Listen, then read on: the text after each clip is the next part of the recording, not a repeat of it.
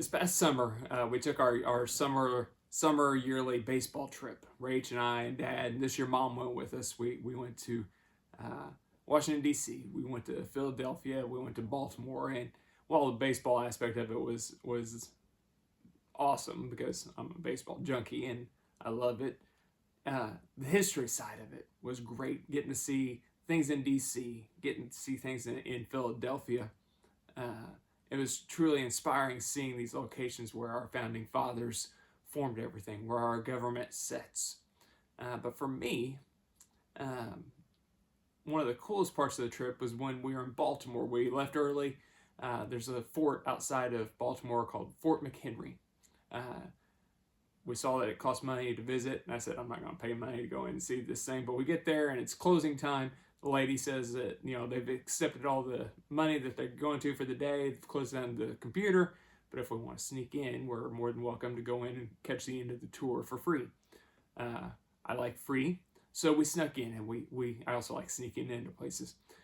We snuck in. We got in the midst of this tour, and they were just wrapping it up. They were in the center of the fort, and the park ranger was explaining the flag in the middle of the fort, and then he asked if there's any volunteers to help take down the flag and fold it for the night. I mean, this flag is massive. I immediately took my hat off because if you're going to fold the flag, you got to take your hat off. Handed it to Rach, and I ran to the line to help. And there was probably about 15 to 20 of us folding this thing. And I'm not kidding when I say this. This is one of the coolest moments of my entire life. I truly had goosebumps, and I was grinning from ear to ear the entire time we were folding that flag. I have folded probably thousands of flags over my life. I used to do that in high school, take down the flag at the end of the day and fold it up. I love it because I love our flag, but this was different. This was special. Back in 1812, the British had decided that they didn't get a big enough butt whooping the first time, that they invaded America again. They came back for seconds. This time they seemed to be a little more successful.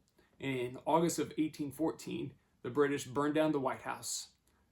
President Madison, had fled to go to the battle lines and fight, which, let's pause the story there and just acknowledge the fact that it was cool that we had a president who actually left the White House to go fight in a war for our freedom. Left his wife behind. She saved some documents, the drapes of the White House, portrait of George Washington, but then they burned down the White House and they marched towards Baltimore. The British Navy, the fleets, they surrounded Fort McHenry. And if they could take Fort McHenry, they had a good chance of winning this war. It was a big, big deal. Now, the Americans sent a young lawyer from Baltimore to go out to one of these fleets because they had a whole lot of hostages on board. And this lawyer went on board. He negotiated a peace deal to where they would exchange one by one the prisoners of war. British war prisoner for an American war prisoner. So he goes below deck, explains to the soldiers there that he's got their release coming, that they're going to be free men once again. He goes above deck after telling them this, and they're all excited. And the British admiral tells him that they're not reneging. They're going to keep their agreement in place. However, it was going to be futile because they were going to lose the war. The Americans. He explained that if you look out to the harbor, and this young lawyer did, he looked out and saw ship after ship after ship. And he said, that's the entire Navy fleet. And we are going to bomb Fort McHenry. And we're going to hit it hard all night long until they surrender. And then, by the end of the day, you will once again be under the king's rule. Now, the lawyer pleaded with him that there were women, there were children inside the fort. Don't do this. There are going to be innocent people killed because of this. And he said, we gave them a way out. He said, you see the flag there in the center of Fort McHenry? As long as that flag is standing, we will bomb Fort McHenry. But if that flag falls, if it lowers, if it comes down, we will stop. All night long, the bombs were bursting in the air. The rockets were flying through. So much so that at nighttime you could see bright as day because there was so much artillery being flown and bombed. And All night long, hour by hour, the soldiers below deck kept hollering up to this young lawyer, "What's going on?" And he kept saying, "The flag is still there. The flag is still there." And they were excited. And then finally, at the dawn's early light, the clouds parted, the smoke cleared, the sun came up, and he looked out, and there was a tattered, beaten up, shredded flag still flying. And the British left because they could not take Fort McHenry. That young lawyer then rowed to shore, and he wrote a poem originally titled "The Defense of Fort McHenry." We know it by one of the last stanzas of the song, "The Star-Spangled Banner." But that flag, what it represented to those men all night long, while everything seemed lost, while it looked like their freedom was going to be in peril, like it was all for naught, that flag served as one thing for them men. And for those people in the fort, and those people in Baltimore that looked out all night long to see this large garrison flag being flown, it gave them hope. Who would think just a piece of cotton, some stars and some stripes, could give hope? But it did. We live in a day and age where we don't have a whole lot of hope. That causes a lot of our issues and a lot of our struggles is we live in despair, in pain. We live in suffering. We live in a world where it feels like, what's next? Instead of an excitement of what's next. In a world where we don't look at things with excitement because we have no hope. We have no hope because our hope is placed on things of this earth, in presidential candidates, in military leaders, in world leaders, in athletes. I mean, I'm a Cardinal fan. It was a long, hard season, and it's going to be that way for a while, and there is a lot of despair going on in my house over, especially the offseason, with the fact that John Mozeliak is not making any moves whatsoever to make the Cardinals better. But I digress. We live in a world of death and sorrow and sadness, and hope has left us because our hope is placed in things of this world. If we want to get through this world, if we want to make it, if we want to wake up each morning with a smile on our face, we have to have hope in the thing that matters most: God. Hebrews chapter 11 tells us that our faith is hope in things not seen. What God is doing for us. So I just really quickly this morning, I want to talk about what hope is and where our hope should be. First and foremost, our hope has to be in God. That God is going to be with us. I think sometimes we forget that fundamental fact of we're not alone. We're not going through this world by ourselves. A, He's put people around you on this earth that can help you out and guide you. You just got to seek them out. But B, and most importantly, I guess I probably should say that would be A and not B, but God is with you, and He will be with you for always. The prophet Isaiah said this in Isaiah chapter 41. Have you not known? Have you not heard? The Lord is the everlasting God, the creator of the ends of the earth. He does not faint or grow weary. His understanding is unsearchable. He gives power to the faint, and to him who has no might, He increases his strength. Even youths shall faint and be weary, and young men shall fall exhausted. But those who wait on the Lord, they will renew their strength. They shall mount up with wings like eagles. They shall run and not be weary. They shall walk and not be faint. In Matthew chapter 28, Jesus, before He ascended into heaven, told the disciples to go out and make disciples of all nations. Go out there and tell people about me. Preach the word. Be my evangelist on this earth. And He closed it out with a simple line of, and I will be with you always till the very end of the age.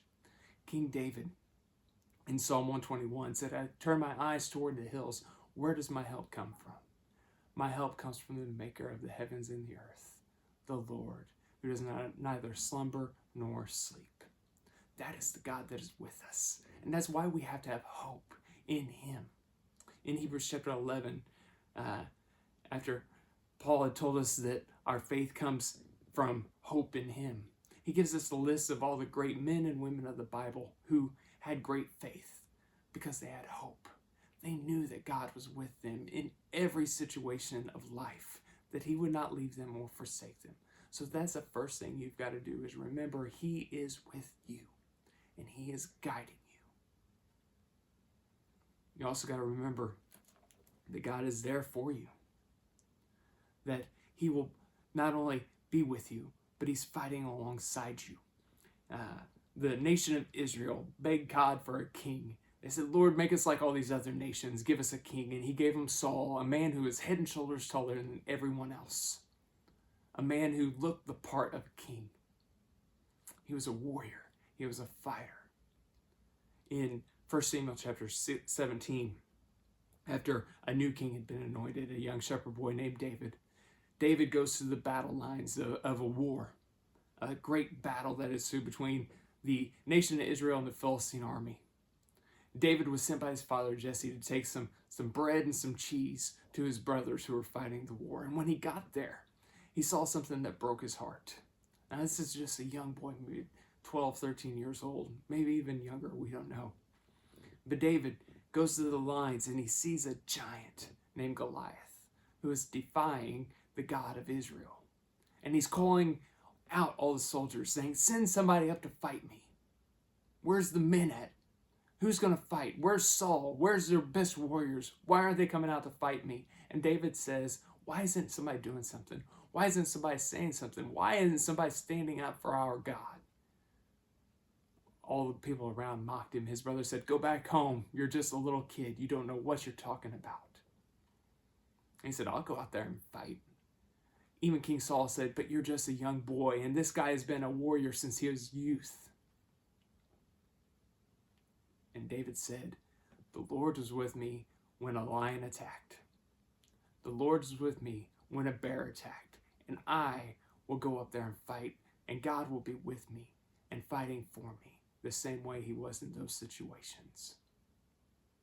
So David goes to the battle lines, and Goliath comes out, and he mocks David. He mocks God and says, this is a dog that comes at me with sticks and stones, because all David had was a sling and some rocks. And he says, I'm going to give your flesh to the birds of the air and the beasts of the field. And David said, I come at you in the name of the Lord God Almighty. And today I am going to give your body to the birds of the air and the flesh to the beasts of the field. And everyone will know who God is, because David knew that God was with him. And it says that Goliath began walking towards David with his armor bearer in front of him. And then I think the coolest line in all the Bible, okay, maybe not the coolest line in all the Bible, but it's definitely a cool one. David ran to the line. He knew that God was with him. He had no fear because his hope was in God, and God was fighting for him. Because David knew God. The Apostle Paul says this in 1 Corinthians chapter 2. And when I came to you, brothers, did I not come proclaiming to you the testimony of God with lofty speech or wisdom? For I decided to know nothing among you except Jesus Christ and him crucified. And I was with you in weakness and in fear and much trembling. And my speech and my message were not in plausible words of wisdom, but in demonstration of the Spirit and power, so that your faith might not rest in the wisdom of men, but in the power of God. And I love what Paul says there, because that's exactly what David was all about in that battle against Goliath. It wasn't David fighting the battle against Goliath. It was God fighting the battle against Goliath through David. And Paul says here that if we want to know the power of God, if we want to see the power of God, if we want to get through this life with the power of God, then we have to know him and him only. And that line that Paul uses there, I decided to know nothing. Some translations say, I resolved to know nothing but Christ and him crucified. That's what our hope has to be. And that's how we know that God is with us and we can get through each situation that comes at us. But not only do we get through life with God, not only do we have God with us, We have a promise, a hope. Hosea, we talked about Hosea last week with his wife, the prostitute Gomer. And Hosea prophesied two different prophecies. One, you're going to have a hard time in life. It's going to get bad. If you think it's bad now, it's going to get worse. And that's the same prophecy that we have for us today. If you think life is bad now on this earth, it's going to get even worse. But don't worry, because God has a plan. His second prophecy was that Jesus was coming. So, not only do we know it's going to get bad on this earth when our hope is in things of this world, but even when our hope is in God, it's going to get bad. But ultimately, there's something waiting for us. In John chapter 14, Jesus sat with the disciples and he said, "Let not your hearts be troubled. Believe in God, believe also in me. In my Father's house there are many rooms. If it were not so, would I have told you that I'm going to prepare a place for you? And if I go to prepare a place for you, I will come back and take you to be with me, that where I am, you may also be." You see, we have a hope of a promise in heaven. We have an eternity waiting for us because our hope is placed in God. In his last lines to his young charge Timothy, the Apostle Paul said this, chapter 4, verse 6, "For I am already being poured out as a drink offering, and the time of my departure has come. I have fought the good fight. I have finished the race, and I have kept the faith. Henceforth there is laid up for me the crown of righteousness, which the Lord, the righteous judge, will award to me on that day.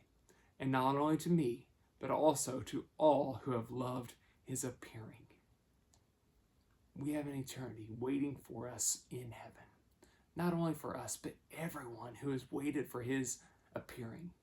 So when we go through this life, the struggle, the battle within, when we deal with each and every moment as they come at us, and sometimes it comes hard at us, you hold on to that truth that God is with you, that God is for you, and that God has something bigger in store in heaven. And that's what all that matters. That's what true hope is.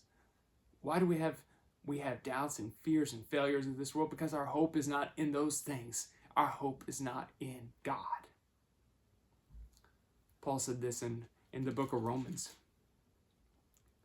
chapter 15, verse 13. "May the God of hope fill you with all joy and peace in believing, so that by the power of the Holy Spirit you may abound in hope." You're not going to have peace on this earth. You're not going to have joy on this earth apart from God. And I'll close out with this. These words of David in Psalm chapter 39. It says, verse 4, "O Lord, make me known my end, and what is the measure of my days. Let me know how fleeting I am. Behold, you have made my days a few handbreadths, and my lifetime is nothing before you. Surely all of mankind stands as a mere breath. Surely a man goes about as a shadow. Surely for nothing there are in turmoil. Man heaps up wealth and does not know who will gather. And now, O Lord, what do I wait? My hope is in you." When I folded that flag at Fort McHenry, I knew the story. Like I said, I'm a history nerd. I'm a junkie. I love the No Life channel, as Rach calls it, the History Channel. I could watch documentary after documentary and read and study history. I love it. And as I folded that flag, I got goosebumps. Because I was thinking what this world could have been like if those men and women didn't have hope. Seeing that flag flying gave them everything. If you are a Christian and you are struggling in this world, if you feel like you have no hope, if you feel like all is lost, where are your eyes directed? Where are you looking for relief, for comfort, for solace? Make it be God is your hope. As David said right there in Psalm 39, "My hope is in the Lord." I can make it through everything. If you're not a Christian and you're searching for that peace of mind, that hope, that fullness, that something to hold on to, that flag flying in the middle of a battle that you know all is okay because you see it flying still. God is that flag. He will never leave you. He will never forsake you. He will always be with you, and he has an eternity in store for you in heaven where there is no tear, there is no suffering, there is no crying, there is no shame because we are with him. Turn your eyes towards Jesus. Resolve to know nothing but him. We begin a new year in a couple days. The old is gone and the new has come. 2024 was an awful year for a lot of people. 2025 may not be much better. Or 2026, or 27, or 28, or 29, or 30, or on and on and on. But when God is your hope, that's all you need. Have a great week.